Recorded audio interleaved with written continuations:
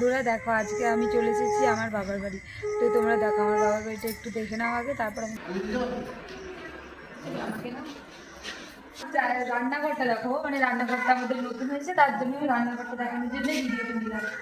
তো দেখো তোমরা দেখো এখানে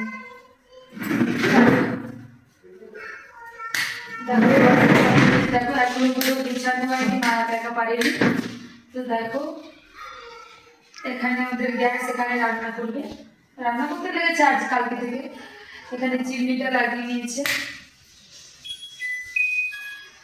দেখো এখানে বেসিন দিয়েছে, এগুলো সব তাক করে দিয়েছে জিনিস রাখার জন্য, সব তাক করে দিয়েছে। দেখো এই ডাল, এটা হচ্ছে মুসুরির ডাল, কলাইয়ের ডাল, এগুলো সব আমার মা নিজে নিজে বাড়িতে করেছে।